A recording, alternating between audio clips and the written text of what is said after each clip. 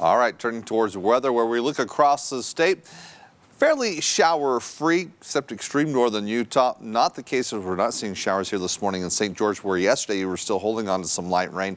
Temperatures in the 50s, winds have been picking up. It is going to be a breezy and windy day across the state. Now, for the Wasatch Front, we're looking at partly sunny skies, beginning to see signs of life there where the winds, fairly strong currently. As you can see in Salt Lake City, sustained winds at 21 miles per hour. And the focus of the winds were some of the stronger winds across northern into western Utah. Now, Weather Service has issued a wind advisory, I should say, across portions of the state, specifically as we look from Box Elder County going down through Tooele County, Juab, Miller counties as well. So impacting areas such as Fillmore, Delta, Milford, all the way up into Wendover.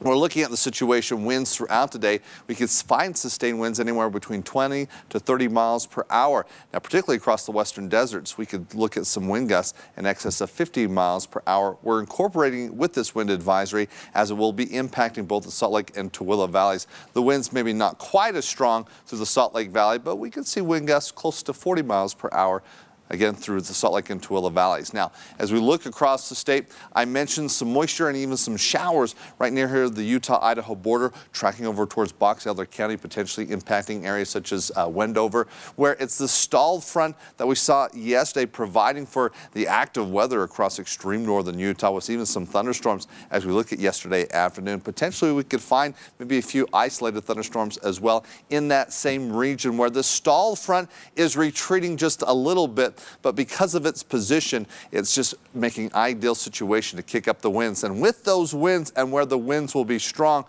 we can see some dusty conditions as well. So air quality, breathing in some of that particulate matter might be a little bit of a concern throughout the afternoon. Now, what about the threat of showers? As mentioned near the Utah-Idaho border, but as we progress throughout the day, enough upper level moisture where over the mountains we could see a possibility of an isolated shower, both the northern and central mountains, but even southwestern Utah potentially could find a few showers even towards Zion National Park. So that's going to be the situation, and it could spill over into some of the valleys like areas such as Price up near the Uinta Basin as well. Evanston potentially could see a brief shower, but for most of the valleys will be dry, a few clouds around. It's sunny tomorrow starting off, but by tomorrow afternoon we start bringing in some clouds.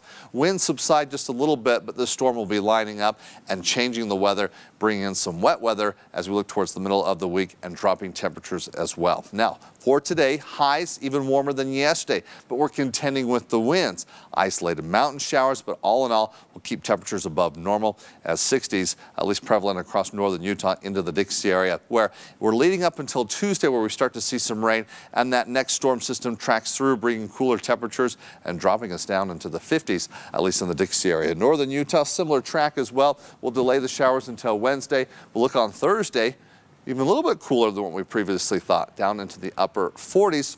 Quickly rebounding though into the 50s by Friday and Saturday. So definitely spring weather. You got the winds, you got the warmer temperatures, you get a little cool, little few showers there, so kind of a mixed bag. It does feel like March, but at least the temperatures aren't too cold. Not too cold, but today, kite flying weather. Kite flying weather, all right. Thanks so much, Greg.